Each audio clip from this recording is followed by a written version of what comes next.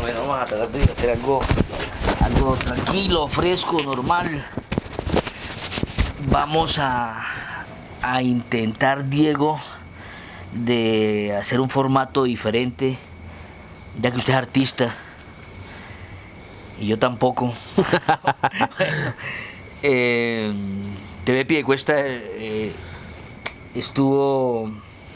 se encontró con este personaje, este caballero, en varios eventos sociales y de participación ciudadana en Piedecuesta. Lo he ido observando, se lo he encontrado. El último fue el evento del Cabildo Abierto y el del Santurbán.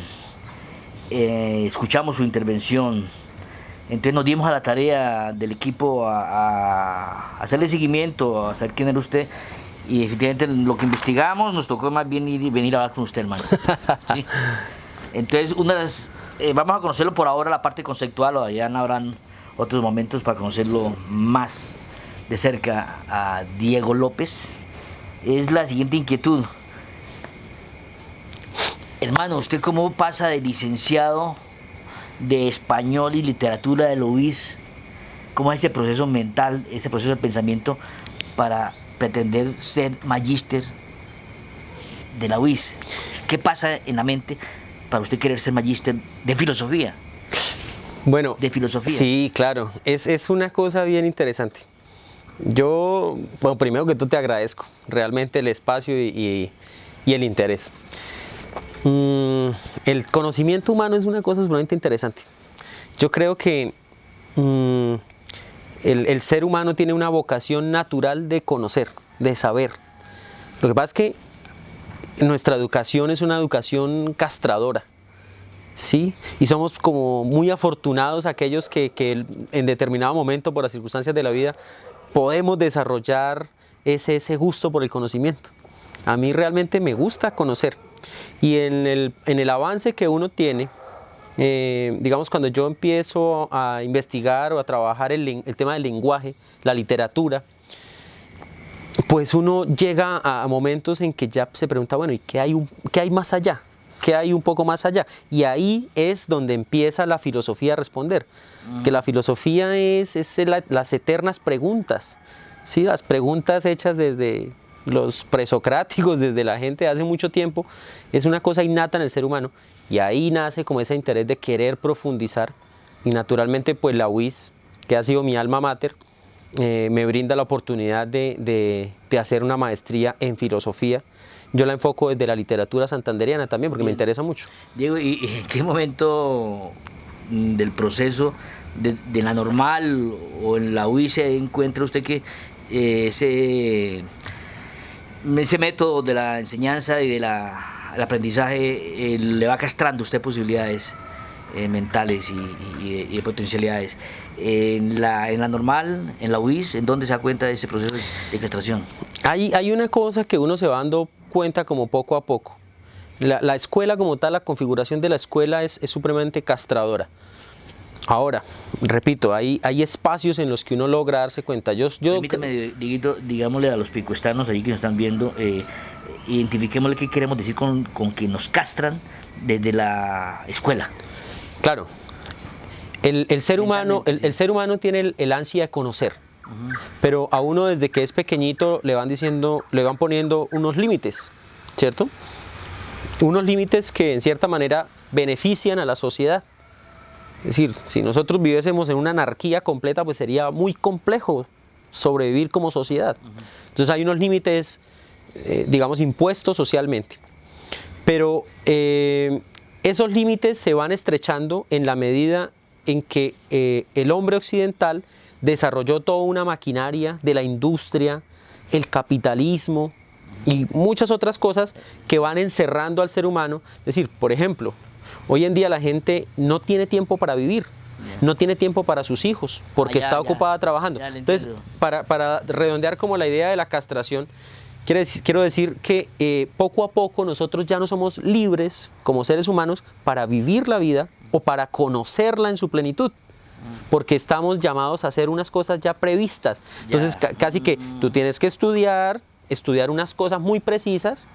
Entonces, por ejemplo, pasa mucho en el colegio, a los niños les pasa que tienen muchas preguntas y la escuela le dice, no, eso no lo pregunte, eso no, eso después.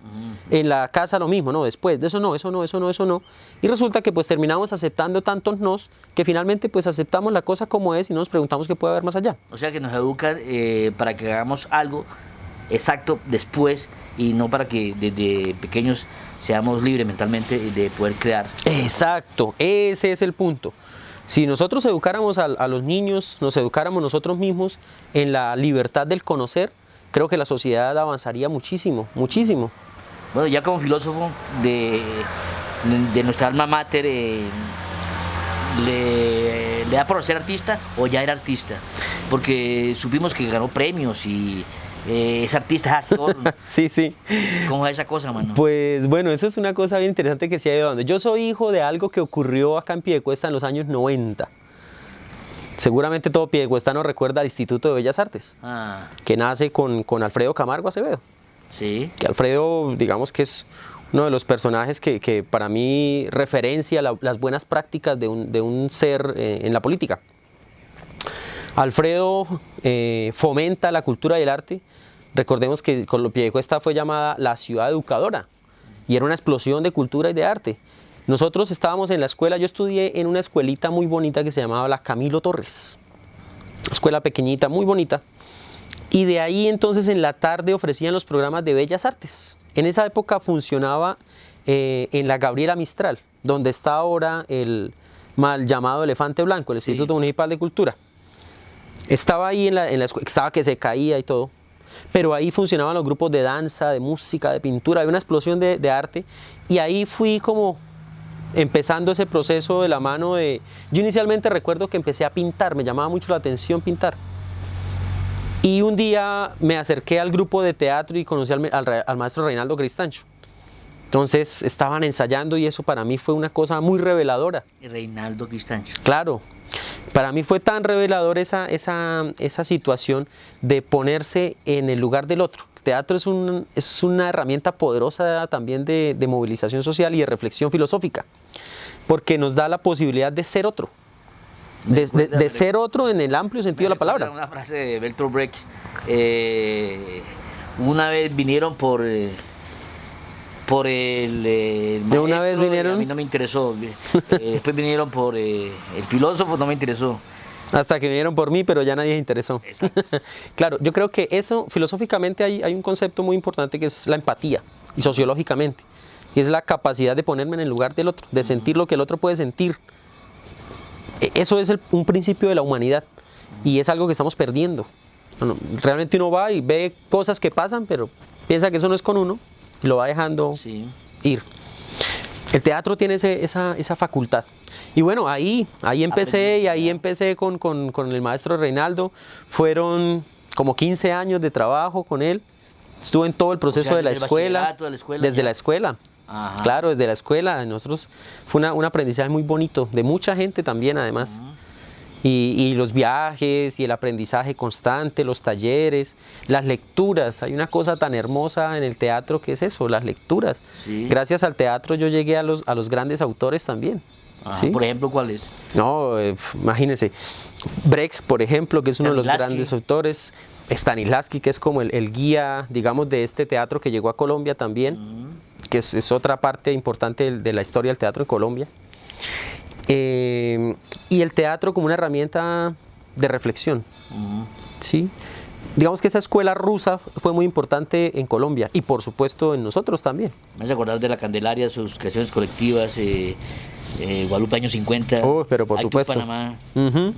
Todos esos montajes que son muy contestatarios. Sin embargo, el teatro se fue como puliendo hacia la parte puramente artística y se logran montajes también muy bonitos.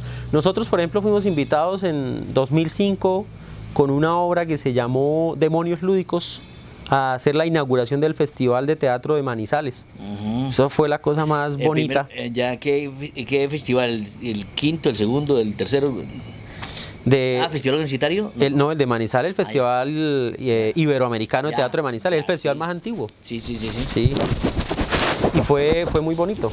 De hecho, fue como interesante porque realmente a nosotros no se nos reconocía, la gente pensaba que éramos de otro lugar por la calidad del trabajo. Pero además fue interesante también, y es triste, lo hemos hablado con los artistas locales, que afuera se le reconozca también al artista piedecuestano, y acá no. Ya no. Acá no, o sea, y pasa, no solamente con el teatro, con la danza, con la música, con los pintores. Afuera hay una muy buena imagen del artista piedecuestano, pero acá realmente no.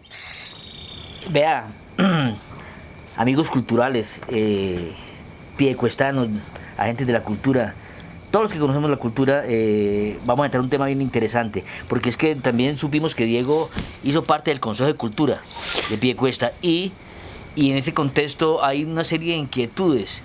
Hemos querido pensar y soñar que jalonar desde el Consejo de Cultura, pensando que son los, dentro de las instancias de participación ciudadana, el Consejo de Cultura precisamente es uno de los grupos colectivos donde uno supone que está integrado por las personas que más conocen un municipio, que más conocen la realidad del contexto.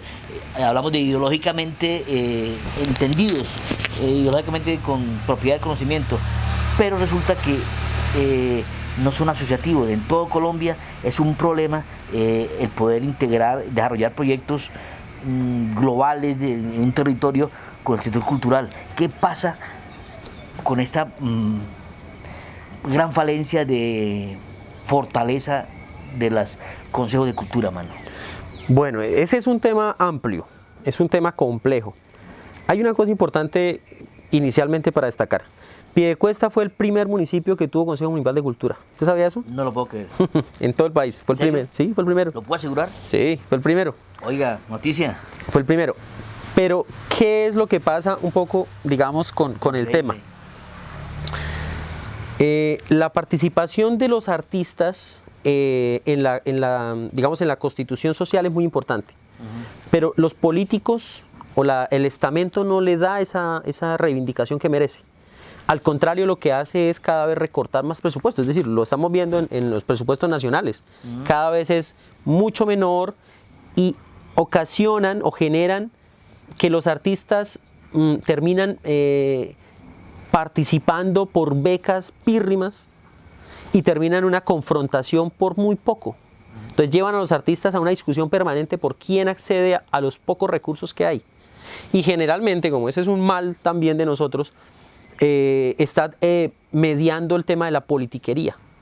Entonces, bueno, ¿cuál artista se vinculó, digamos, al proceso político y a ese se le dan los recursos? Cuando el artista tiene que ser el ser humano más independiente para poder crear su arte. Es decir, una sociedad que se considere digna, evolucionada culturalmente, respeta la creación del artista, lo observa, lo analiza, pero lo respeta independientemente, no lo presiona. Es decir, uno de los problemas, por ejemplo, del comunismo ruso y de todo este problema que hubo, era que ellos pretendían un arte al servicio del estamento público, llámese quien sea que estuviera gobernando. Y en esa medida hay una prostitución del arte, hay una perversión, porque el artista no es libre. Entonces, lo mismo pasa en el tema de los consejos de cultura. ¿Sí? Hay una presión política de por medio. Pero además es que hay otro dilema complejo. El concepto de cultura es profundamente amplio, muy amplio. ¿Qué es cultura? Si nosotros ponemos a preguntar, ¿qué es cultura? Cultura es todo. La cultura es todo. Entonces, la cultura está mediada por procesos artísticos, pero el deporte también es cultura. La artesanía es una forma de cultura. El patrimonio arquitectónico es cultura. La forma de hacer política. Claro. Entonces, toda esa vaina hace que los recursos sean aún más limitados. Y el artista se queda sin el apoyo que realmente debería tener. Y ahí realmente podríamos seguir desgranando muchas cositas frente al tema de los consejos de cultura. Ahora, el Consejo de Cultura es un ente consultor, no se le ha dado ninguna relevancia. Yo recuerdo que cuando yo estaba en el Consejo Municipal de Cultura, se nos convocaba cuando la alcaldía necesitaba pasar un papel para que lo firmáramos y lo avaláramos. Pero era difícil. No, ahora es diferente. ¿Ah, sí? Sí. Siga, siga. Me imagino que sí. Y resulta que en esa medida no se le tiene en cuenta. Entonces nosotros llevábamos propuestas y proyectos, eso agota también. Entonces el artista está debatiéndose en un problema, eso lo discutíamos alguna vez con Octavio Arbeláez, el director del Festival de Manizales. Entonces Octavio decía, bueno, es que hay que como especializar a cada persona. Entonces hay los actores, por ejemplo, aquí pasa que el bailarín es a la vez el vestuarista, pero también es maquillador, pero también es el productor, pero también es el que vende las boletas, el que rifa, hace todo, ¿sí? Y a la hora de realizar cualquier proyecto, pues eso hace que se desgaste. Y aparte de todo, tiene que asistir a los consejos de cultura para ver qué puede pescar. Pero entonces ir implica ponerse al servicio de... Sí. Y ese es el problema. Sí. Aquí, allá, usted más se acuerda, amigo cultural, dicen, yo no participo del Consejo de Cultura porque es que entonces no puedo contratar. Aquí quedan planteados unos temitas para futuro irlos desarrollando en otras instancias diferentes. A ver, hermano, también le hemos escuchado a usted el tema de participación ciudadana, presupuestos participativos. ¿Esa vaina qué es, man? Bueno, esa es como otra faceta. Digamos, uno como ciudadano tiene que empezar a empoderarse de cosas. Y resulta que nosotros durante mucho tiempo les hemos dejado que los políticos de profesión tomen decisiones. Pero cada vez nos damos más cuenta que a los políticos no les importa nada que pase con la ciudadanía. Entonces nos va a tocar a nosotros, los ciudadanos, pues empezar a participar en política.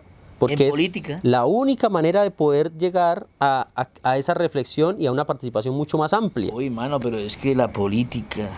Sí, eso es cierto. Todos, ¿Y que participemos en eso, dice usted? Todos cogemos la política como con asepsia, ¿no? Sí. No queremos. Pero resulta que el ser humano es un ser político. No hay otra. Sí. El solo hecho de vivir en sociedad nos hace seres políticos. Ya. El son politicón. Sí. ¿Sí? Eso somos seres políticos. Resulta que la participación ciudadana está ligada al tema político y está ligada a los procesos sociales y culturales. Entonces, digamos, hay como un engranaje bastante amplio de cómo uno puede participar siendo ciudadano. Sin embargo, aquí se ha tergiversado un poco el tema y lo han hecho los politiqueros, de que si usted participa en política, entonces también la gente empieza a mirarlo como con otros ojos. No, que es peligroso, es complicado. De hecho, mucha gente le dice, uy, pero no hable de política porque eso es... recuerdo hace un tiempo en algún lugar surgió un tema político y alguien me dice, oiga, mano, hablar de política es falta de etiqueta en una reunión. Ya. ¿Cómo carajos es posible eso? Es decir, hemos llegado a un momento en que estamos tan hastiados del tema de la política, de la politiquería, que lo confundimos. Hemos hecho eso le iba a preguntar porque una mezcla. Ustedes lo han escuchado que usa dos términos, uno de política y otro de politiquería, dependiendo del contexto. Claro. ¿Cómo es la vaina? Bueno, hagamos ¿La política y la politiquería? Hagamos claridad. La política es el ejercicio de administración de un estado, ¿sí? La antigua Grecia de una polis, de una ciudad.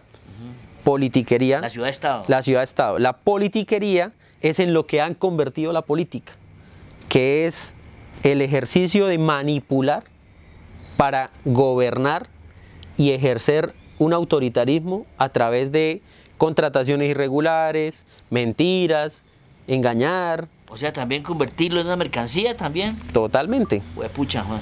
Claro, ese es el problema. Ya. Ese es el problema. Entonces, la participación ciudadana, para enfocarlo en el tema, tiene que ver con la educación del ciudadano. Tiene que ver con que nosotros logremos superar esa barrera, sobre todo en Colombia, que es tan fuerte, de la ignorancia política. Sí. ¿Sí? La gente desconoce completamente cómo funciona el Estado, cuáles son los entes de control. Y además hay un manto, digamos, que se ha tejido para enlodar la participación política. Entonces, claro, ¿a quién le conviene esto? Sí, Pues al politiquero. El politiquero quiere seguir manteniendo la politiquería, el negocio. el negocio. El político quiere decirle a los demás, oiga, usted también es importante, venga, participe.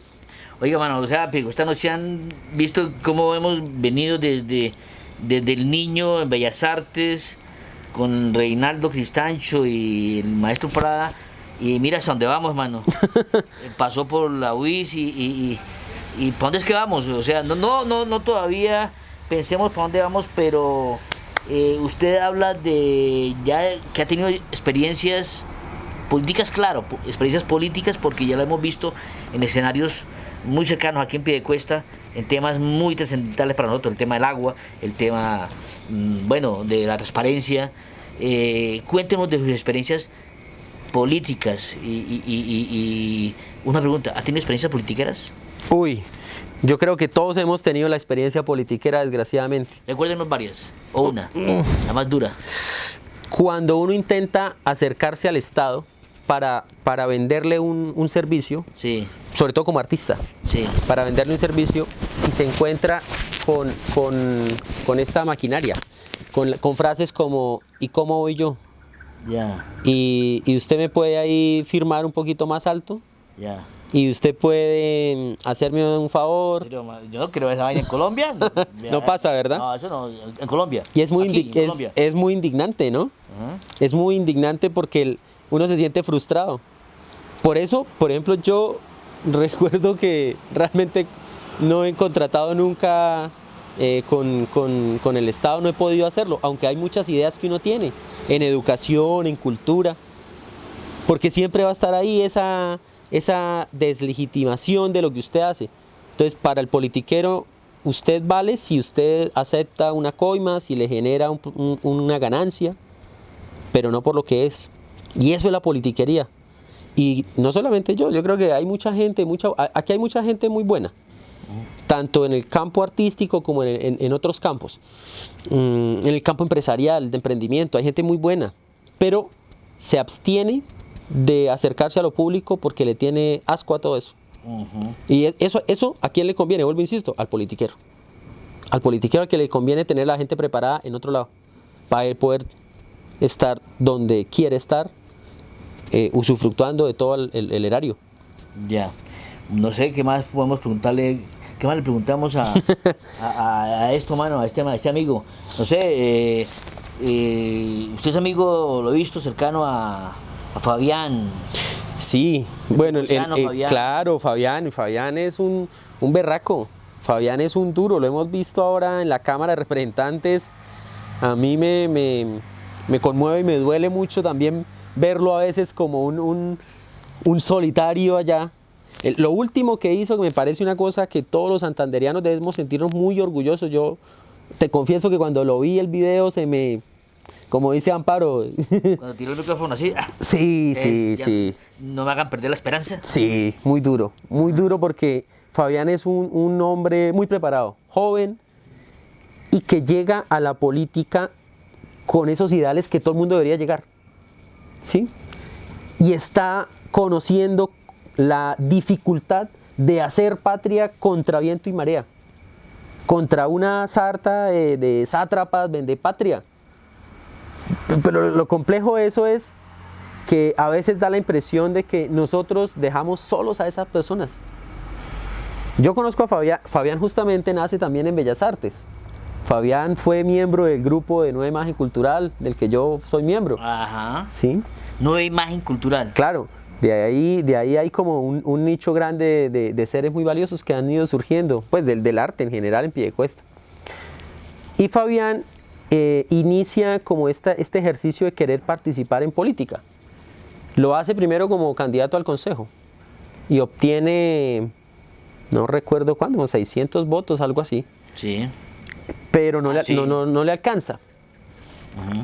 Pero posteriormente llega la posibilidad de lanzarse a la Cámara de Representantes y contra todos los pronósticos de los politiqueros demostramos que haciendo política sí se puede llegar a los cargos importantes.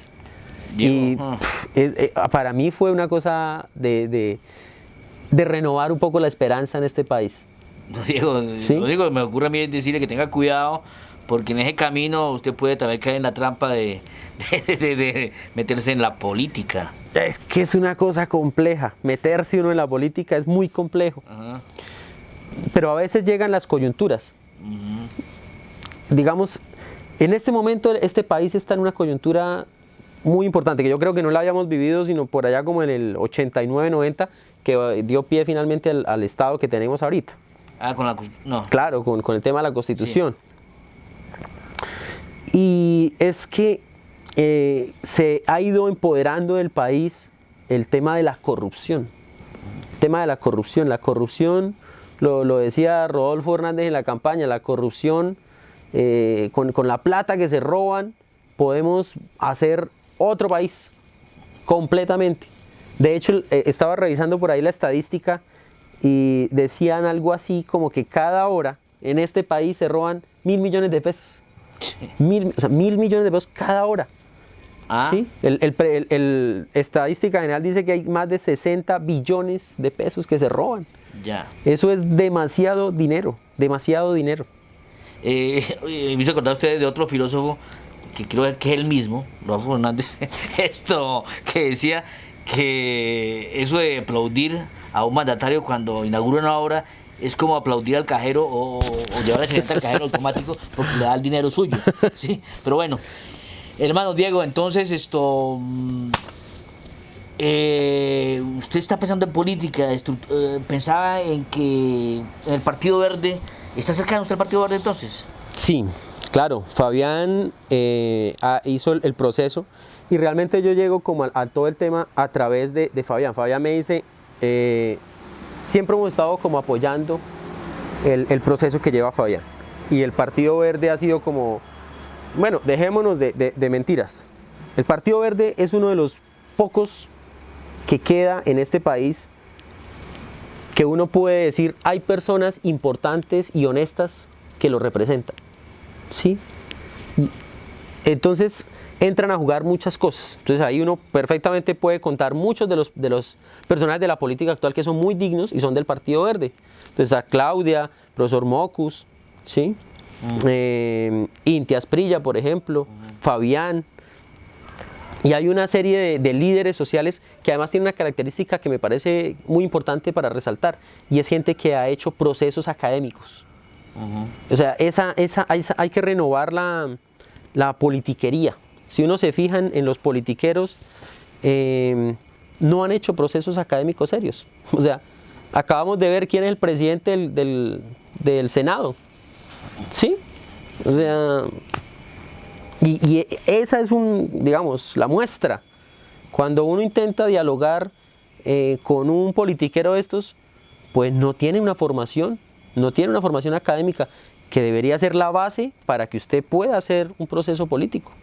Bien, bueno, piedecuestanos, pues para no abusar de su tiempo, este es un intento de Diálogos TV Piedecuesta, de tener elementos de análisis en la próxima campaña política que se nos viene, donde seguramente se van a dar intensos e interesantes debates en torno al deber ser de la ciudad y de usted, ciudadano, y sus niños. Entonces, piedecuestanos, gracias Diego por estar con nosotros. Dejamos para más adelante otras posibilidades de pensamiento. Claro. Y después lo vamos a conocer qué hace Diego aquí cultivando cosas.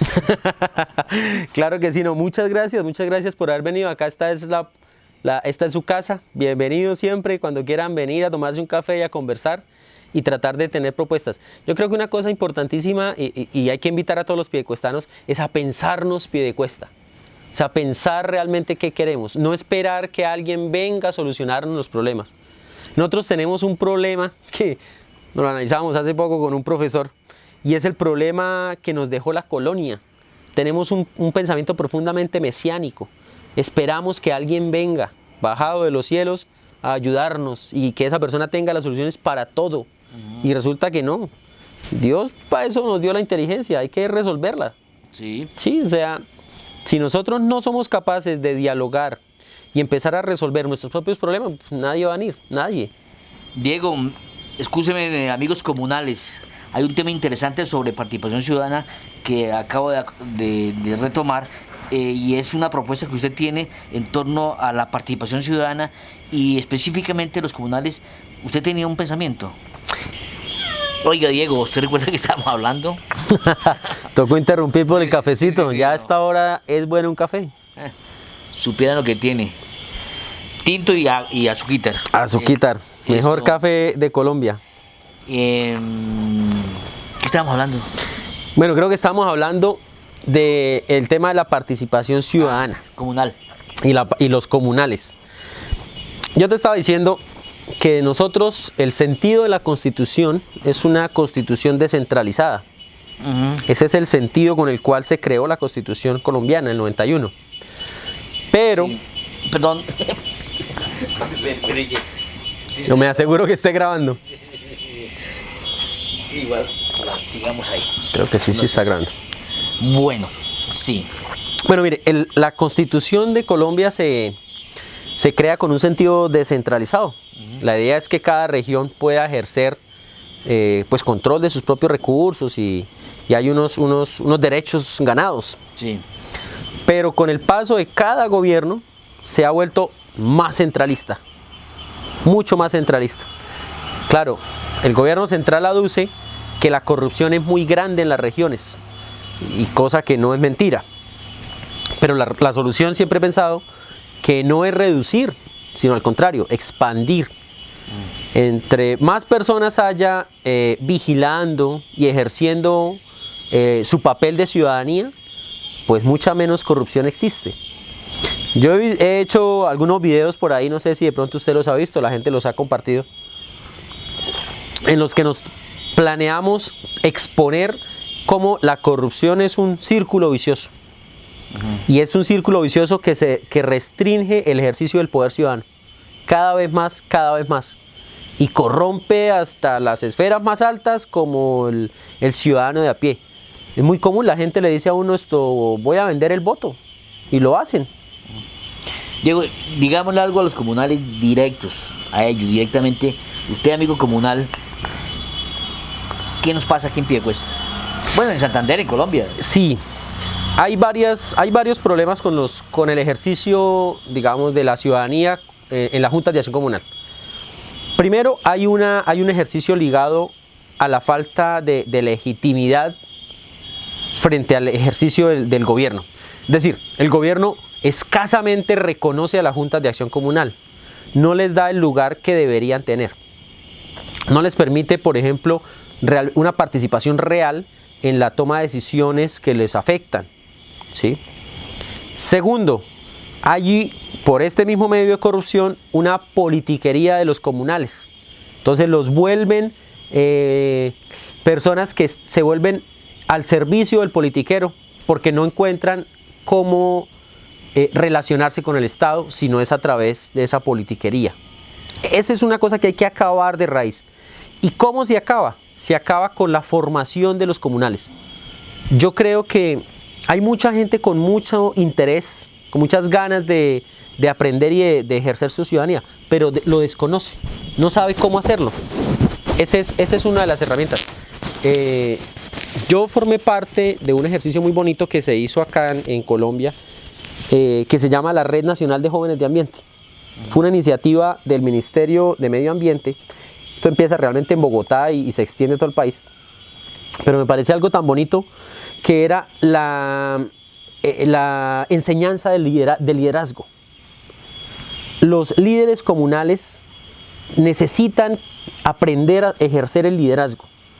Los jóvenes necesitan aprender a ejercer el liderazgo para que cuando lleguen a esos cargos de locales, de la Junta de Acción Comunal, pues puedan ejercerlo de la mejor manera. Hay un desconocimiento, la mayoría, cuando uno habla con los comunales, desconocen cómo se hacen los procesos para solicitar, para quejarse ante las entidades. Y es gente que vale mucho porque saca su tiempo, eso no es pago, no hay, ¿sí? Y saca su tiempo, sacrifica su tiempo, pero mucho de ese tiempo lo pierden. Hasta de su casa, claro.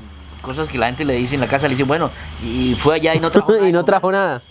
Claro, pero además es un tiempo que muchas veces lo pierde porque no sabe cómo se realizan todos estos procesos, todos estos trámites. Al representante de la Junta, a la Junta de Acción Comunal, hay que cualificarlas, porque es una herramienta para ampliar el poder del Estado y legitimarlo. O sea, volver al sentido de nuestra Constitución, que es que una gran cantidad de los ciudadanos ejerzan el control, la vigilancia del Estado. Eso creo que los comunales tienen que tenerlo clarísimo. Si todos los comunales se unen y exigen su propia formación, sería un paso inmenso. Sí. O sea, pero hay un problema de por medio, obviamente, que es el tema de superar la politiquería. Ya. ¿Sí? Nosotros, incluso cuando uno habla con mucha gente, ya algunos comunales dicen, no, yo ya tengo pactado con fulanito, con sutanito, yo voy a apoyar a tal porque me prometió. Y eso es complejo, es complicado, porque es que el político, como lo que estamos diciendo ahorita, lo que tienes que cumplir. Sí. Tienes que cumplir. El presidente de la Junta no tiene por qué rogarle nada. Cumplir el mandato para el cual le estamos pagando un dinero como contratado, Claro, como empleado, para que cumpla una orden ciudadana. correcto. Listo, Diego. Hablemos de... Ya llegó un corte y luego digo... Sí, y en otras instancias de participación ciudadana donde hemos encontrado a Diego ha sido en el proceso anticorrupción que ustedes adelantaron aquí en Piedecuesta. Bueno, eso es una cosa muy bonita, muy bonita. Mire, con el triunfo de Fabián, nosotros decimos, no basta con tener un representante y una persona con toda la dignidad que tiene Fabián. Hay que apoyarlo. Y hay que apoyarlo de la mejor manera. Entonces es combatir el peor flagelo que tiene las prácticas politiqueras, y es la corrupción. Entonces nos dimos a la tarea de buscar personas capacitadas que pudieran empezar a hacer un análisis y empezar a aportar en la denuncia pública y en la denuncia penal de todos los politiqueros y la corrupción. Creo que ya es obra, la gente conoce el caso de Bucaramanga, del exalcalde, ¿sí? El caso del PAE en Santander, que lo hemos denunciado y Fabián incluso en el mismo Congreso lo ha denunciado.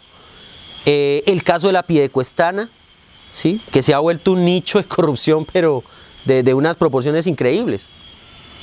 Entonces nace como esa necesidad de empezar como ciudadanos a ejercer control, vigilancia. Y ahí nace la Liga Anticorrupción. Entonces es un ejercicio pedagógico, más que cualquier otra cosa, es un ejercicio de reflexión. Y sumamos ahí la participación de mucha gente, Sí. gente sumamente calificada. Entonces tenemos profesores, abogados, ingenieros, que quieren hacer parte y nos colaboran haciendo los análisis y aportando pues para hacer las denuncias, para hacer videos en los que la gente se informe. Hay una cosa súper importante, yo creo que tenemos una responsabilidad como ciudadanos de hacer pedagogía, ¿sí? Pero pedagogía no en la perversión esta que ahora hay de las falsas noticias, de la desinformación, sino con argumentos y con pruebas y con análisis serios. Yo creo que por ahí también es que hay que hacerle entender a la gente. El que engaña, tarde que temprano, siempre va a ser develado. O sea, eso no hay una mentira que pueda durar. Eso no se cumple nunca. Sí. ¿Sí? Y la tarea del ciudadano es empezar a vigilar y a comunicar lo que descubre. Sí. Y entonces ahí está la Liga Anticorrupción. Nos hemos dado la tarea de hacer seguimiento, de informar, Sí. y sobre todo de que los ciudadanos conozcan. Yo en este momento el trabajo que estoy haciendo para la Liga es hacer una reflexión sobre el tema del círculo de la corrupción. Me interesa mucho que todos ustedes, que la gente conozca cómo funciona. Sí. Una vez uno conoce cómo funciona, pues no cae, Sí. ¿sí? O empieza a pensarlo antes de querer participar. Sí, sí, por ahí hemos visto algunos resultados que usted nos ha mencionado, que de los 80 municipios que han estudiado han encontrado un gran porcentaje de corrupción en todos. Y le quería comentar que no crea, en Santander no solo eso, también somos líderes lo decía Ortica recientemente, hace 2 días, en la institución de Transparencia por Colombia. Somos líderes en Colombia de la corrupción. ¿No había? Líderes, el número 1. Listo. Es muy triste eso. Sobre todo cuando uno piensa que a pesar de todo eso que le hacen, de cómo se esquilman acá los recursos públicos, y todavía hay dinero. O sea, todavía alcanza la plata para medio hacer cosas. Tú uno dice, oiga, si esta gente tomara un poquito de conciencia. No, si invirtiéramos toda la plata que nos pertenece en lo que es, mejor dicho, estaríamos muy bien nuestros niños. Sí. El principio fundamental para ese cambio tiene que ser la educación. Yo estoy convencido de eso. Educación de calidad amplia, y arte. El arte lo cambia todo. Mire, yo como artista lo digo con toda la certeza. El arte es una herramienta que a una sociedad le aporta significativamente. Si uno hace una revisión juiciosa de todas las grandes sociedades a lo largo de la historia, todas las sociedades que han desarrollado arte han sido grandes sociedades estables durante mucho tiempo. O sea, hagan ese ejercicio y se dan cuenta. Desde los egipcios, desde los fenicios, hasta, no sé, la Italia, el Renacimiento, ¿sí? Las sociedades que invierten en educación y en arte prosperan. Sí, me recordó de la época de oro de Grecia. Pericles y todo ese proceso fue fundamental para tener una sociedad estable en Grecia y, claro, muy próspera. Sí, pero no necesitamos irnos tan lejos en la historia. Por ejemplo, cuando uno revisa los sistemas educativos noruegos y el islandés, son sistemas que invierten con decisión, con seguridad en educación y en arte. Y eso garantiza ciudadanos libres en pensamiento, ciudadanos conscientes y sensibles, que era lo primero que estábamos hablando, la sensibilidad. Si nosotros como ciudadanos no somos sensibles a lo que le pasa al otro, estamos fregados. Estamos fregados. Bien, Diego, ¿y ahora cómo hago? Ya se está oscureciendo. ¿Y cómo hago para irme de aquí, mano? Bueno, yo acá puede quedarse, mano. No, muchas gracias. Acá la pasa uno muy bueno. Sí, no, pues vengan ustedes, las amigas de Diego. Este es un espacio que siempre hemos... a mí me encanta este espacio y lo hice en mi casa porque es un espacio muy tranquilo, en el que se puede conversar, hablar y llega uno como a cosas interesantes. Sí. Acá, por ejemplo, he producido el trabajo dramatúrgicos que yo realizo. ¿Sí? Ahora en enero estuvimos en el último proyecto artístico que he hecho. Hicimos una obra muy bonita de un autor bogotano que se llama Andresito González. Sí.